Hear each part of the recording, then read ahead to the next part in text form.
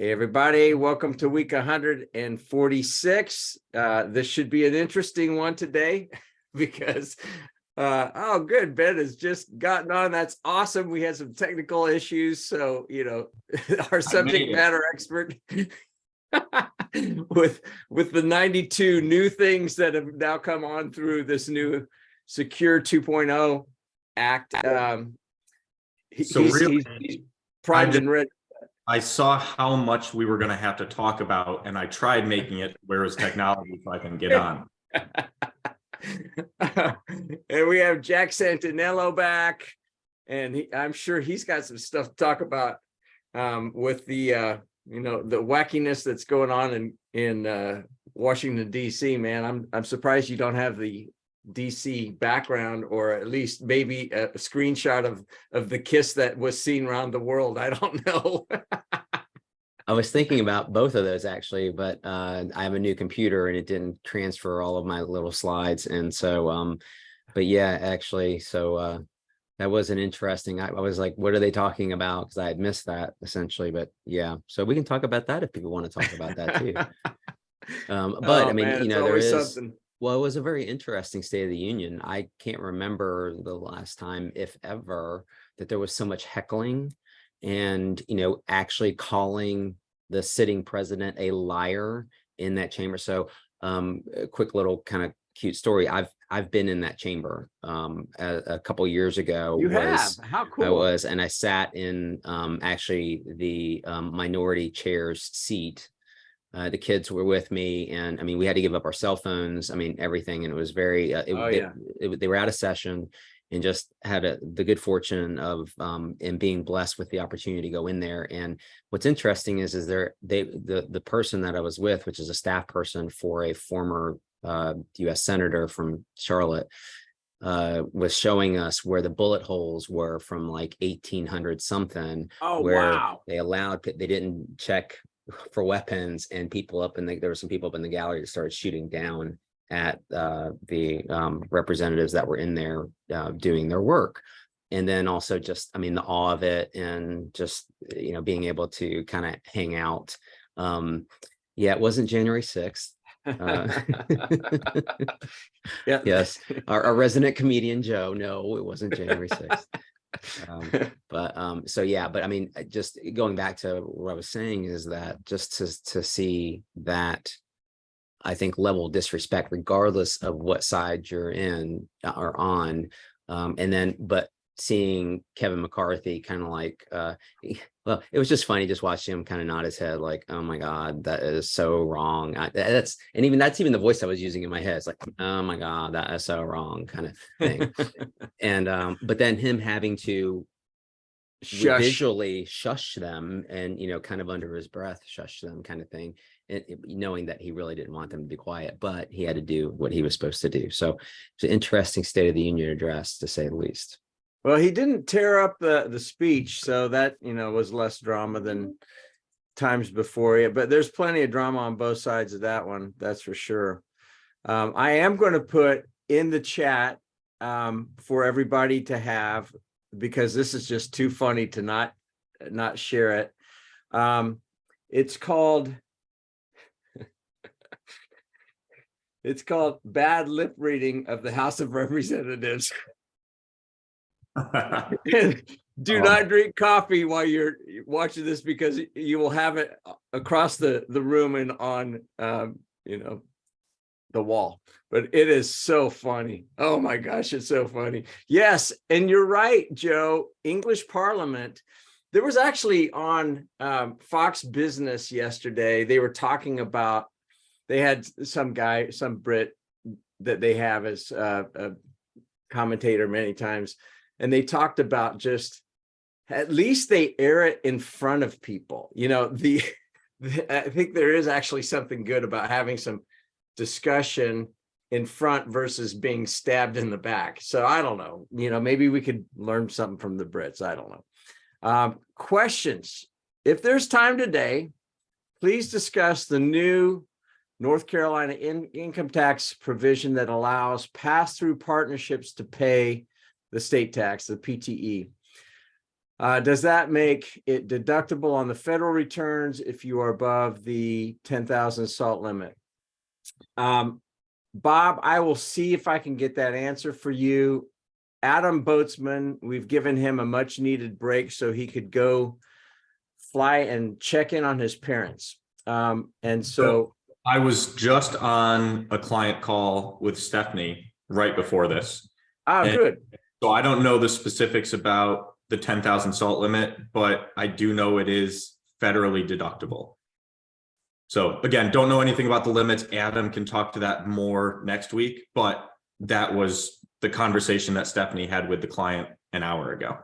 So the other thing that I'll add to that, John McCarty, who's one of our tax strategists, is likely going to be on here. So John, if you are, I'm going to look right now in the participants. Man, we got a nice little crowd today, 26 on here. So thank you. You just put in there federal deductible by the entity. Tanya is on. So I'm going to, Tanya, did you respond? Did somebody respond? Tanya did. Tanya did? Okay, cool. In the chat, she didn't put it in the Q&A. Okay. All right, cool. All right, cool. Tanya, I'm going to allow you to talk. You want to expand any further on that one? Yeah, repeat the question one more time. Yeah, if there's, please discuss new North Carolina income tax provision that allows pass-through partnerships to pay the state tax. Does that make it deductible on the federal returns if you are above the 10,000 salt limit? Well, what happened was, normally you pass the income on to the shareholders, and let's say they're individuals. So you pass the income through, and then it's taxed at the individual level, and where it's being, capped at the 10,000. The new election is you actually elect to pay the tax at the entity level instead of passing it all the way through to the individuals for North Carolina. South Carolina started this 2 years ago. But if you pay the tax at the entity level, then the entity pays the tax and you don't pass that income through to the individual. So therefore, it doesn't go to the cap at the individual level. If you pay it at the entity level, then it is deductible for federal purposes. At the entity level, it is a deduction, which then passes through to the individual. Does that make sense? Yep. And we just discussed that on a call with a new client 30 minutes ago. So hopefully that answers that question. Yeah, hopefully that. Thank you for jumping in on that, Tanya. I appreciate it greatly. Absolutely. If I need to, I'm going to mute you now, but if I need to call on you again, it's good to have a good stunt double for Adam, and we have a few of them, which is a good thing to have. So anyway. And what other program can go on the fly like that, right? I mean, kudos to the BGW crew that and thank you, Tanya, for participating. All right, cool. So before we dive into, what Ben and the 92 new provisions in this thing, Jack, did you have anything else that you wanted to talk about? Not necessarily. I mean, there's just the fallout after the State of the Union earlier this week and promises that were made and the analysis. It was, again, one of those things where depending on what channel you're watching or channel you were listening to, same speeches, the actual State of the Union and the Republican response, and the analysis of each is very interesting. But so we'll see what happens. There's a lot of initiatives that are out there with in the White House and on Capitol Hill.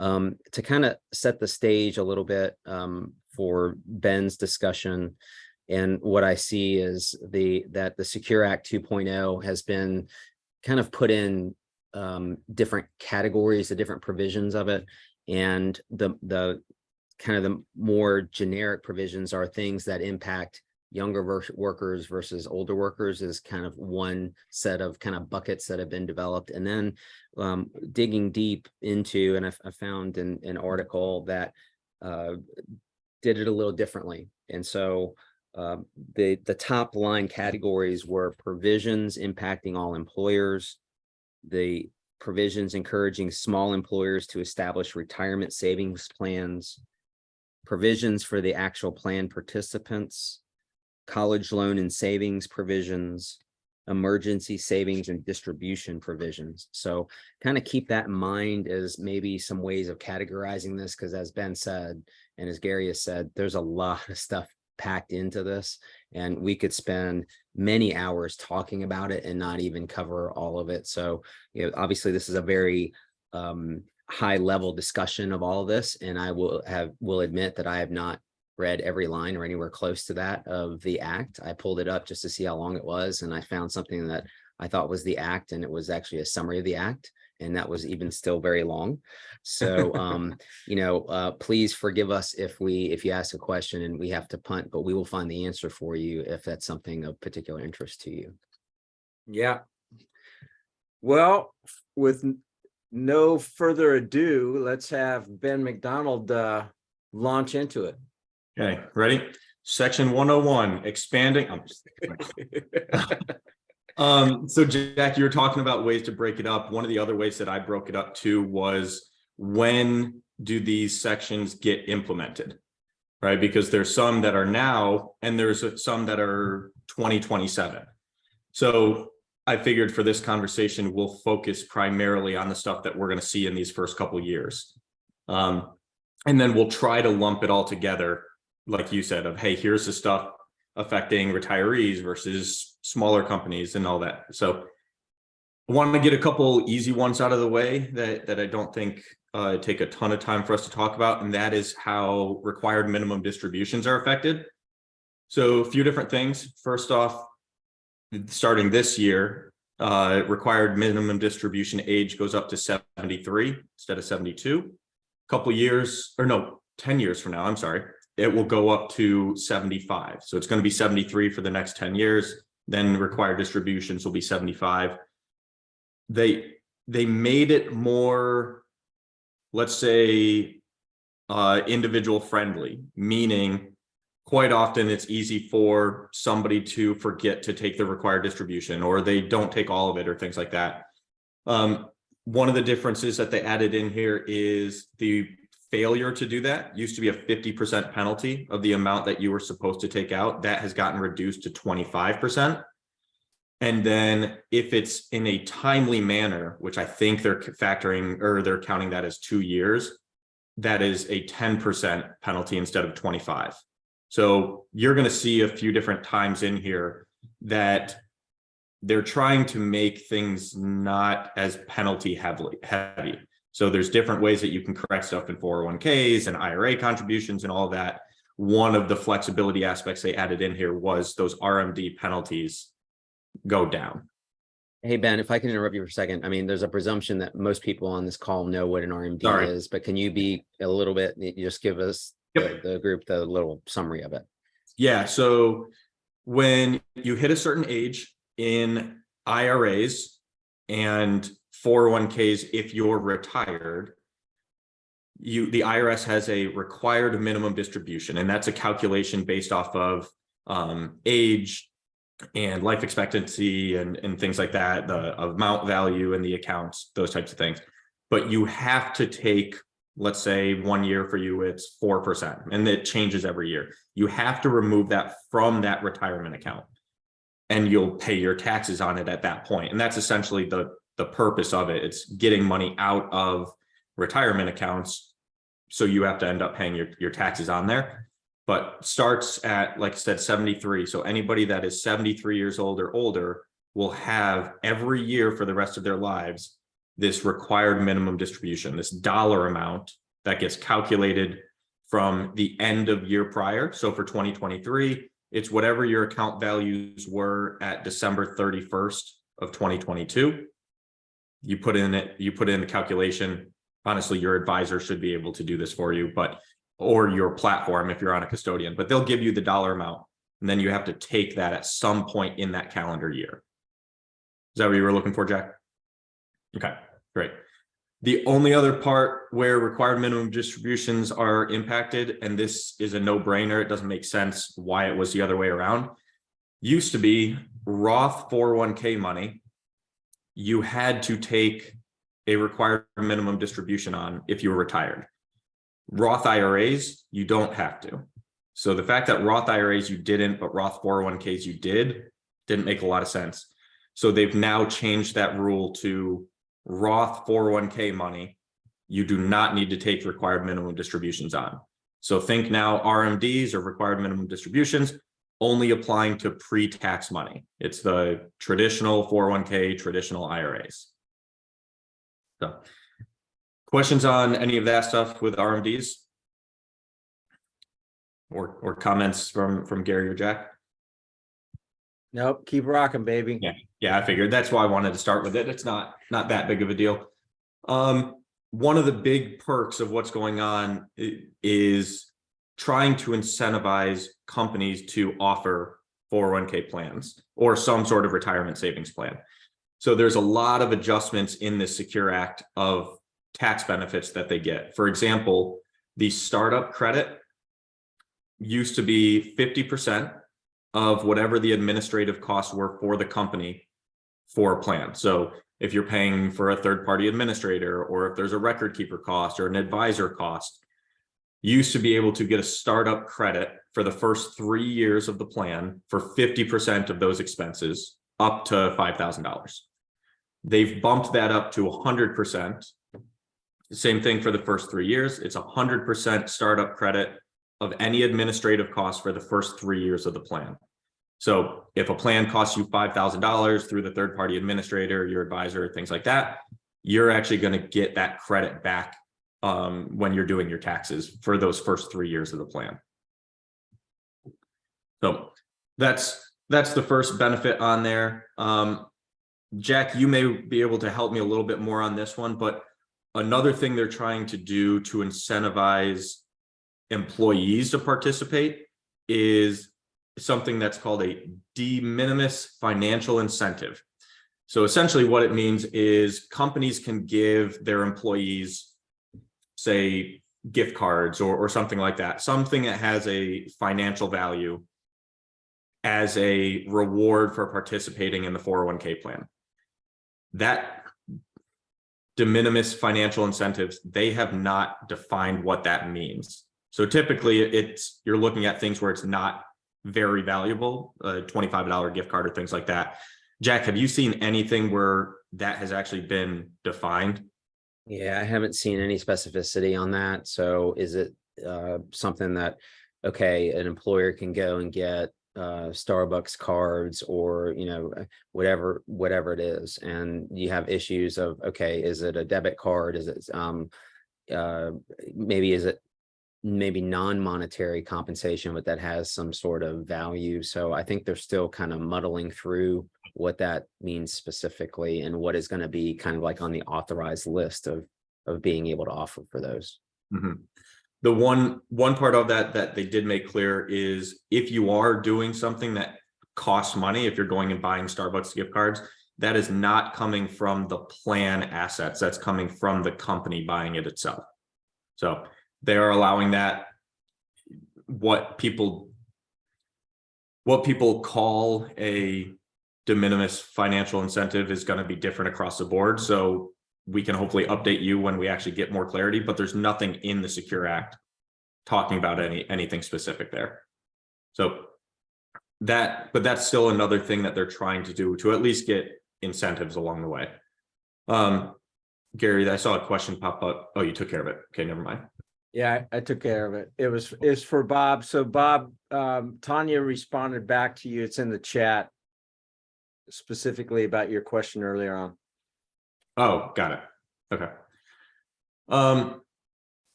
Another thing that you're going to see in here is they're also trying to make having a 401k not only financially incentives through like the startup credits, things like that. They're also trying to make it easier.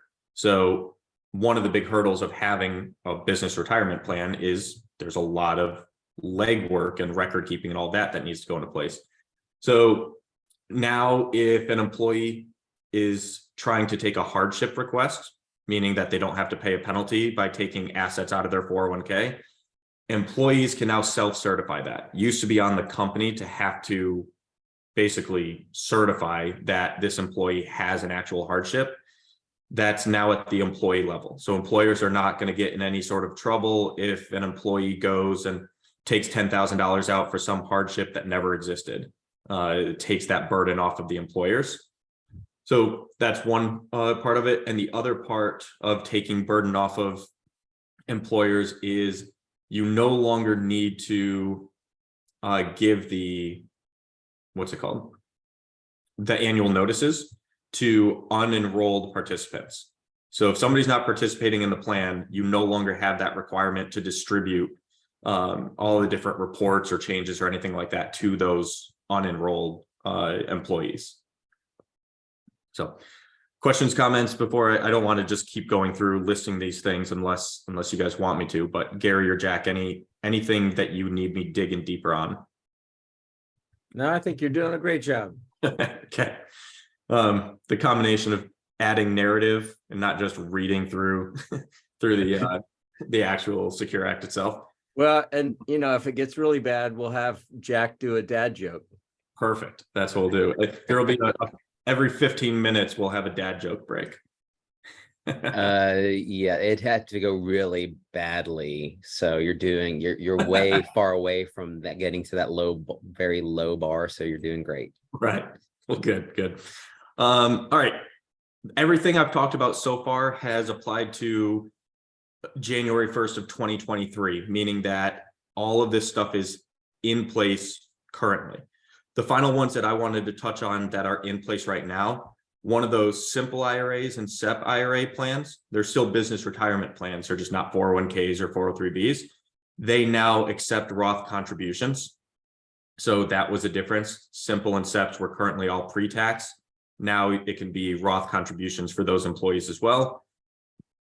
And then the last section after is if companies want to match on a Roth basis instead of a traditional or pre-tax basis, they can do that now.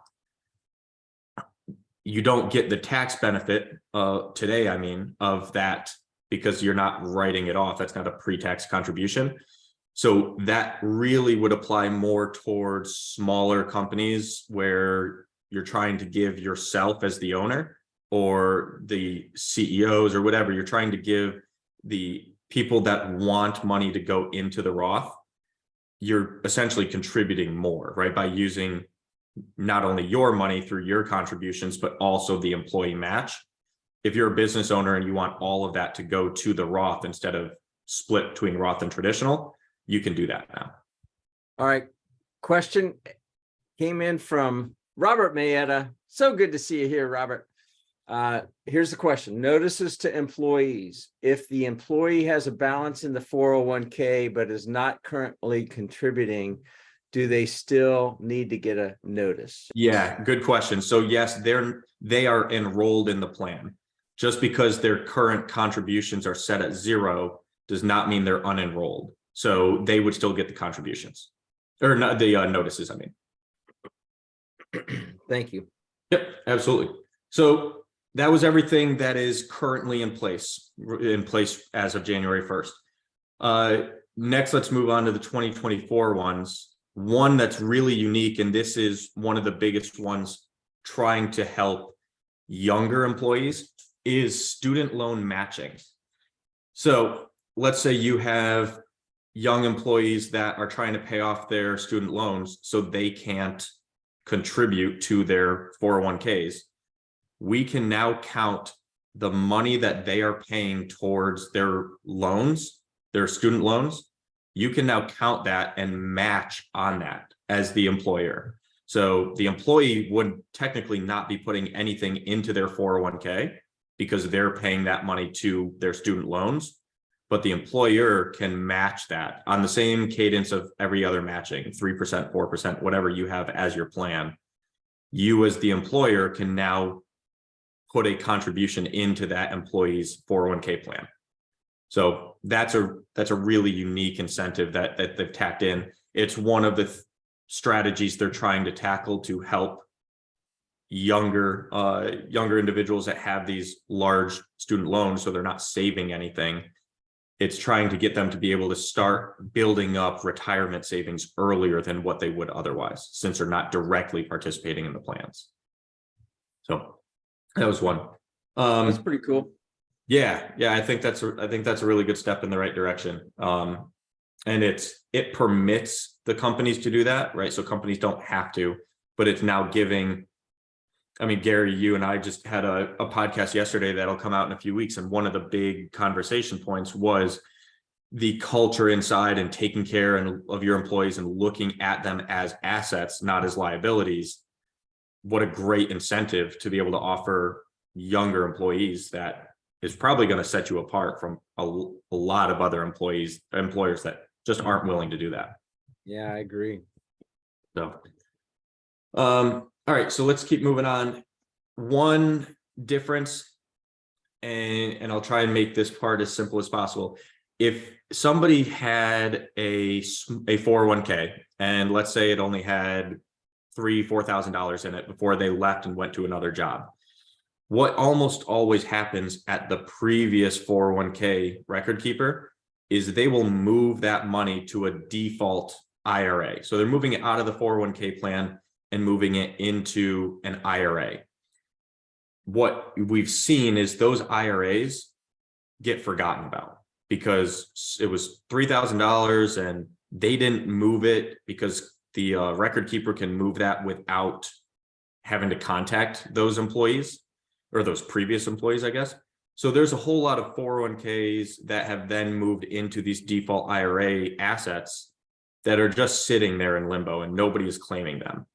So one of the big differences here now, you can have in your 401k plan an automatic rollover of default IRA assets, meaning you have an employer or employee that comes to you, they have an old IRA that used to be in a 401k, that default IRA can get rolled into your 401k now. And what that's going to solve is it's going to solve a lot of those old 401ks that move into that default IRA just being left behind. So employees can opt out of that. Let's say you have that as just an automatic feature on your plan. They can opt out of it if they want to leave their IRA elsewhere, or if they want to move that IRA to their own personal IRA. But it at least makes it to where if you want to add that feature on your 401k plan, you can do that now. I probably should have done this one right after the student loan one, but another thing trying to incentivize primarily younger individuals is there's now emergency savings accounts inside these 401ks as an option. Individual employees can put a portion of their income directly into this emergency savings account, and it's treated as Roth contributions. So it means that the taxes are withheld for them. The net gets to go into this emergency savings. Any growth, if it has, let's say it's a money market account paying you a couple of % or something, any of that growth is treated as a Roth also, meaning the growth is tax-free. But there's a cap of $2,500 that these people can put on. So these emergency savings accounts are not meant to be a primary investment vehicle. But what we've seen a lot of is when money goes to people's bank accounts, taking that extra step to then put it into a savings account or put it in an emergency savings bucket, that extra step is not happening. So if they can build it right into their withholding and into their contributions, it's ideally going to be more successful for more people to be able to start putting money away, build up their emergency savings bucket a little bit. So, let's see. Next one that, again, I don't think there's a ton to talk about here, but it's good for people to know, is penalty-free withdrawals for victims of domestic abuse. So if you have an employee that has gone through domestic abuse, they can self-certify that they've gone through it within 1 year of the incident, and they can take up to $10,000 out. It's either 10,000 or 50% of the balance. It's the lesser of the two, but they can take either 50% of their balance up to $10,000 out of their 401k without getting hit with any penalties. And I'll input on that a little bit, that from a Charlotte-centric perspective. So years ago, I was on the board of an organization called United Family Services, which is now known as a different organization that provides for the women's battered shelter and for others called Safe Alliance. And I was part of the transition from that organization to the current organization as it is. And part of that was a capital campaign to build a facility out on West Boulevard that is very secure. Where they were previously off of Randolph Road was horrible. I mean, it was embarrassing. And I think I may have mentioned this previously on this program, how embarrassing for the great state of Mecklenburg County to not have a sufficient facility for women that are struggling with abuse and their kids that they're and trying to escape into a safe environment.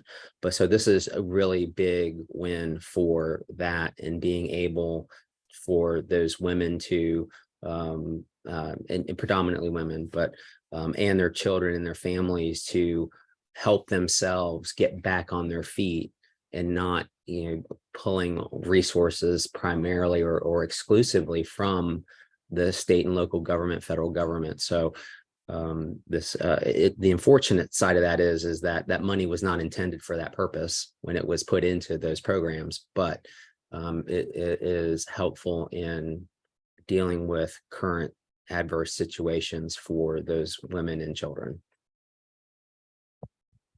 Very cool. Mm-hmm. Along that same line, there's also a provision in here that allows a penalty-free withdrawal of up to $1,000 for emergency expenses. So another way to be able to access money from the 401k if some sort of emergency expense arises, you can take up to $1,000 annually, and that individual has up to 3 years to put that money back in the 401k. And that would mean that they don't have, first off, don't have the withdrawal penalty because of this new provision. But also, if they put it back within the first 3 years, they also wouldn't have taxes on that either.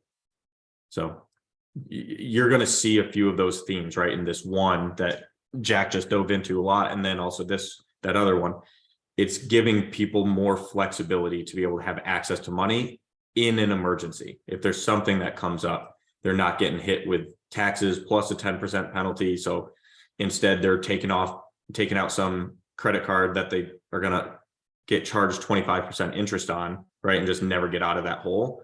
This is giving them those flexibility to access 401k funds to help with those scenarios.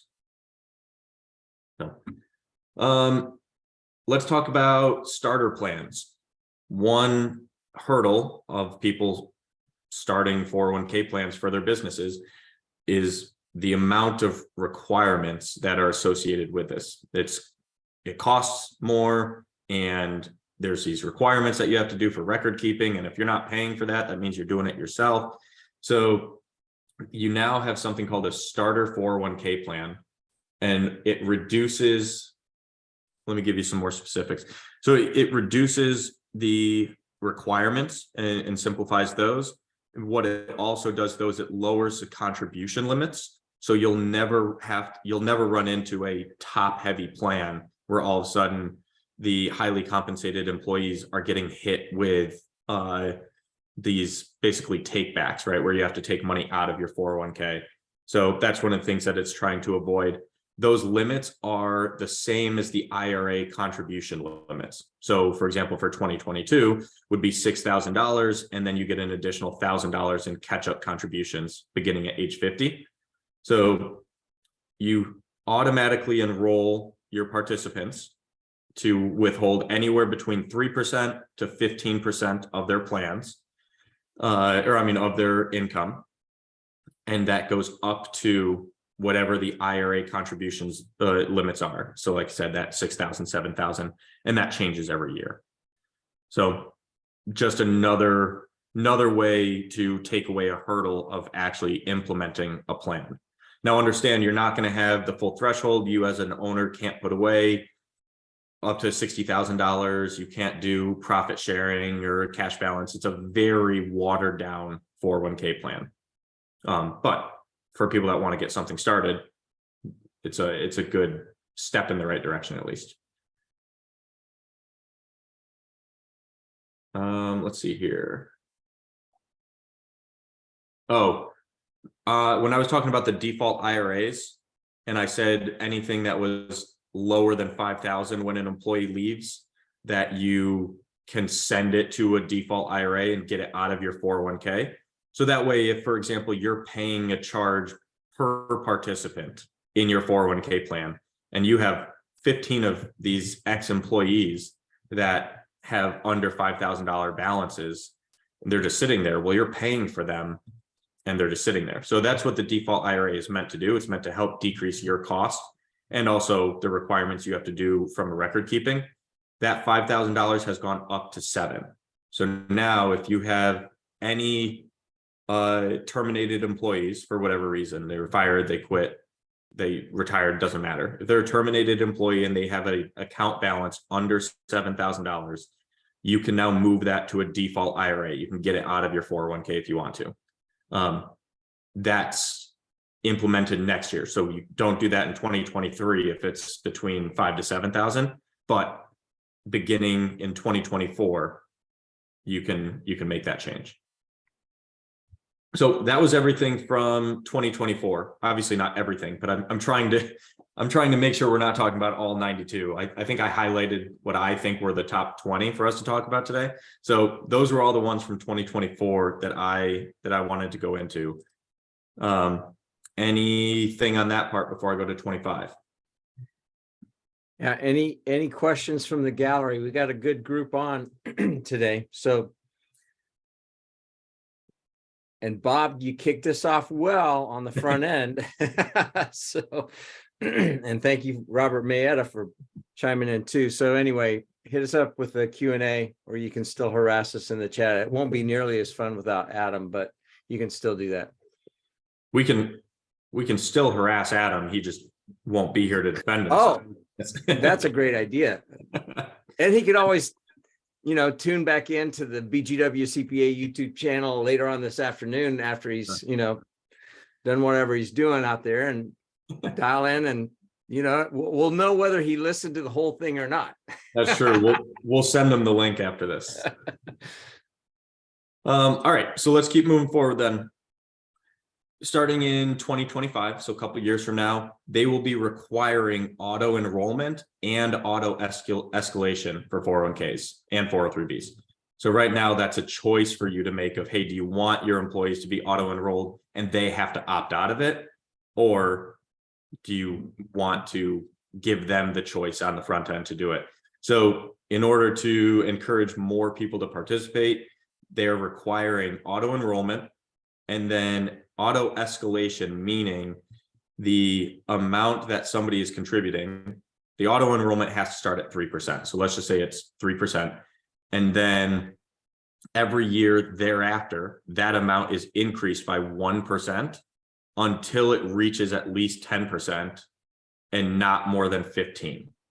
Meaning you can go up to at least 10 and it will stop there, or up to 15. You get to make that choice in your 401k plan. But that is not going to be an option anymore. The option will now lie at the employee's level to opt out of the auto enrollment or opt out of the auto escalation. From your standpoint as an employer, let's say you're going to match the safe harbor match, which is becoming the most standard, means you match dollar for the first 3%. And then you do 50 cents on the dollar for the next 2. So let's say somebody is contributing 5%. That means you as the employer would be matching 4%. If they do 10%, you're still matching 4. So after that first 3 of the dollar for dollar, and then the 50 cents for the next 2. So after that first 5%, you as the employer would not be matching anything else. So that auto escalation, if you started their contributions at 3, and it went up to 4 and then 5, that's increasing how much you have to match. After it gets beyond 5, and I'm just using this as the example withholding or example match, but after it gets past 5% for their contributions, no more money is coming from you as the employer, it's coming from the employee. And again, they have to opt out of it if they don't want that auto escalation. So my thought on that is that's going to be a huge piece of communication. Meaning, if you're not communicating this to your employees and all of a sudden they see more being withheld, especially if they're beyond the match, and now that you're not putting more in as the employer, but they're getting a smaller paycheck, my guess is you're going to get a lot of phone calls. So they've given everybody 2 years until this is required. So it's nice that we have that. But my thought is I would make sure you communicate this, or you have the advisor on the plan in their educational events when they come in, communicate this as you get closer to 25, so people are not caught off guard, so they can go in and opt out of the auto escalation. Don't have this be a reaction, be proactive on that part. And I will agree 110% on that. There have, in our own personal example, my wife has a company car and they tend to backload the deductions, which I think is back-ass words, in that, it's at a time when you need cash flow to pay for certain things like Christmas presents and things like that. But more importantly, yeah, I mean, we've talked about culture, we've talked about your communication with your employees. And so in all seriousness, that's really what you're looking for, is just to be transparency. And because then, once that happens and there isn't transparency, then they start thinking, well, what else did I miss that was maybe deducted in the minutia of my paycheck that I never look at my paycheck stub because it magically appears in my account twice a month or whatever it may be. And I never look at to see because it's right around the same range of what I think it's supposed to be or what it was last pay period. So, but yeah, definitely. Again, communication and transparency, I think all of us have said is key to relationships with your employees, your lifeblood of the business. Yeah, no, that's well said. All right, a few more here for 2025. This probably goes back to more of the younger employees again. Improving coverage for part-time workers. So I guess you actually may see it on each end, right? You get the person who retires and goes back and gets part-time work. But it used to be either somebody works 1,000 hours and they then can be eligible for a 401k plan, or 3 consecutive years of working 500 hours. So to give you that in weekly, I mean, if they work 50 hours a week, that would be 10 hours a week that they have to do 3 years in a row. That part has gotten changed to 2 years in a row. So if somebody has worked 500 hours or more for 2 years in a row, you have to make them eligible for your plan. Now, you can choose to do it shorter, right? You can say that they're auto-enrolled instantly and they're eligible immediately, but the most you can extend it out now is 2 years of 500 hours of working for those 2 years in a row. On closer to the retiree side, there's a higher catch-up limit, meaning if you want to put in more, I said earlier with the IRAs for 2022 was $6,000, and then there was a catch-up limit of $1,000 in your IRA. 401ks have catch-up limits too. So for ages 60 to 63, you can increase that to the greater amount of $10,000 or 50% of the regular catch-up. So if the regular catch-up was 30,000, then you could put in 15, but it's going to be the greater of the two. So at least for now and for the near future, think of that $10,000 amount. For simple IRAs, it's only 5,000 because you contribute smaller amounts into simple IRAs, but still the catch-up limits are higher now, where you can put in, as the employee can put in an extra 10 grand a year in 401ks than what you could previous.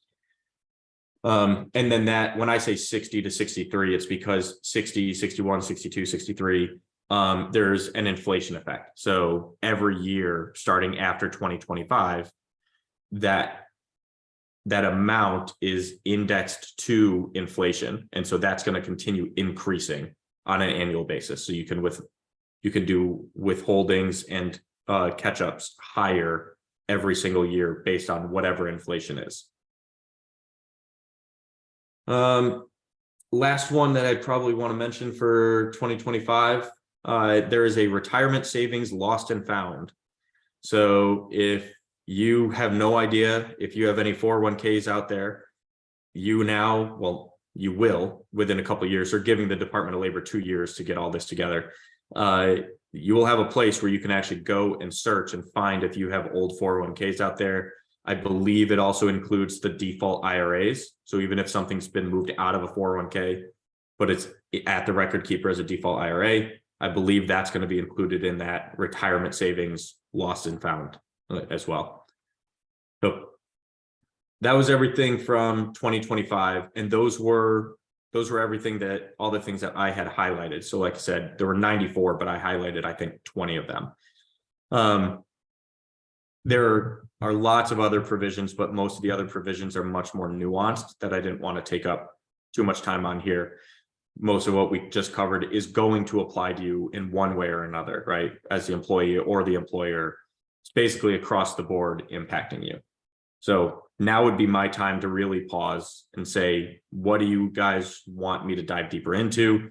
Did you have any questions from any of those sections? Anything like that? Yeah, and I would also, go ahead. I was gonna say, you've done a really good job. I mean, it was the right, you went to the correct, in my opinion, went to the correct depth of those things without, without people escaping out of here, right? And so, I would encourage anyone who, if you don't want to ask the question live right now, to reach out to us, particularly to Ben, because he will probably have I know he will have the answer, and I might have to look it up.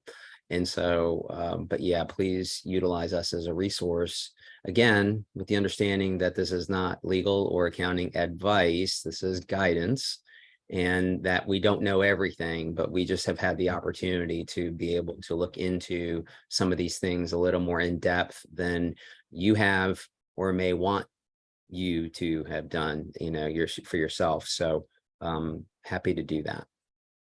Yep, absolutely. You don't want to be fielding those calls, Jack? No, I know where my lane is, and that is not it.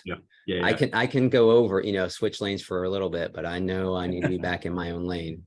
Mm-hmm. Yeah, absolutely. Right. What I just went through were the details that is going to apply to everybody, but your specific plan and situation obviously is going to be unique, right? So some of this is going to apply to you, some of it you're already doing, some of it you don't have to worry about. So yeah, if you want to dive deeper into your spot of what questions you have and how is this going to impact you in particular, yeah, that's definitely a one-on-one conversation. And I think what is interesting I'm sorry, Gary, one more thing. No, you go ahead. Is that, we look at other things, other initiatives by the federal government, and we talk about spending, and we talk about the money that needs to be generated to spend. And this is from a different perspective. This is money that may not be collected from you, employer or employee, paid to the government to fund some of those things. So it's still part of the same problem, and on the continuum of, if you spend money, you got to make money, and you got to get the money from somewhere, from us, essentially. And so but it's a different perspective. And I think that is also why a lot of times we do not see as much controversy in things like this particular act as a package, because it's really not that we're spending money. It is just that the government is not collecting the money to begin with, if that makes sense. Yeah. Mm-hmm. It does make a difference. Yeah, they're more okay with money being withheld from your paycheck than money being withheld from their paycheck. Yeah. That works. So Gary, you were saying something before Jack jumped in there. Yeah, what I was going to say is, with the last couple minutes that we have here, if anybody has questions that go beyond this particular act, and you have other legal questions that are not going to be given as advice back, but merely direction or anything else, let us know. But it's always good to see so many people on here. We're trying to make sure that we're delivering what you guys look for in straightforward, non-gobbledygook manner, which is why we started this almost 3 years ago. I mean, let's see, March the 16th, I think, or 17th will be our 3-year anniversary of doing these, which is still so mind-boggling. But we did it because everybody else was given sanitized talking points that meant nothing. The government was confusing everybody. And so we were trying to demystify as much as possible. And then when Jack chimed in after a couple weeks or so, and he was on it, it's like, hey, would you like to have an attorney on here? And we thought, well, that's a great insurance policy. Plus we like Jack, but he might help us, stay out of trouble. So anyway, oh man. One thing I will say has nothing to do with this webinar, but we got a few more days of rain, it looks like, in the forecast. So get out there and enjoy it before it starts raining here in Charlotte, North Carolina. Yeah, and possibly I think, snowing. Go ahead, but what was that? I said, and possibly snowing Saturday night. Can you imagine? I went for a run yesterday. It was 70 degrees. I know. Cherry blossoms are in full bloom. If you haven't seen those, go by Park Road Shopping Center, go down Ballantyne Commons Parkway, and just be prepared to have, visual ecstasy. At least for me, man, I love those cherry blossoms. It's so pretty this time of year. So hopefully we'll avoid snow and freezing temperatures, but we're in that weird time kind of through March, I think. And here's your sarcastic public service announcement. Please do go to the grocery stores and buy all the bread and all the milk off the shelves. And please do not complain when your milk goes bad because you've lost your electricity and you've opened up the fridge too many times while the power's out. So oh my happy God. Snow Day.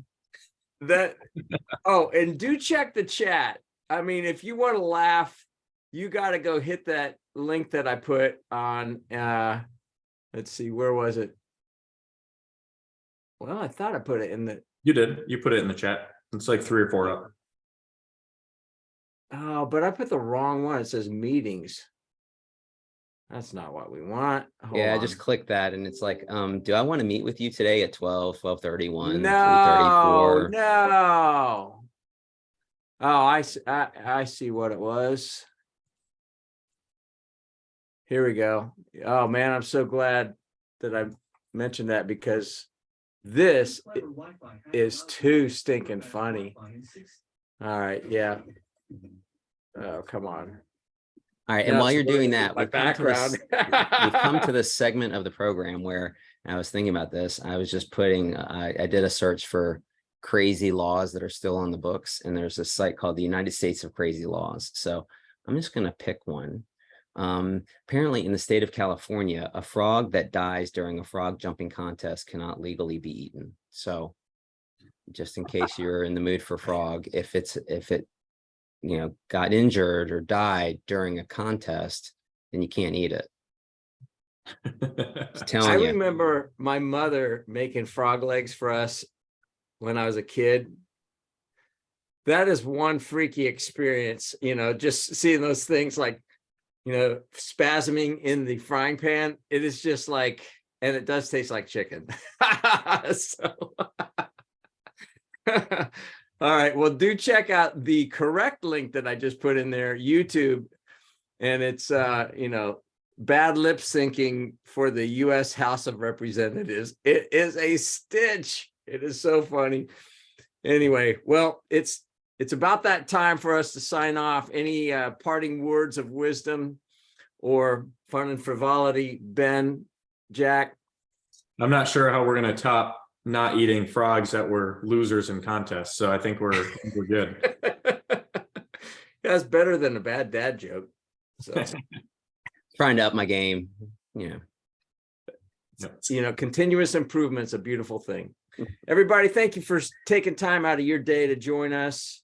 And we didn't really kind of slam Adam, so I guess we'll have to do it to his face, kind of like what the British Parliament does. Right? So anyway, thanks so much. Ben, you did a great job. Appreciate that as always. Thanks for having me on We'll again. see you guys next week. Same time, same bat channel. Take care. Thanks, guys. Bye.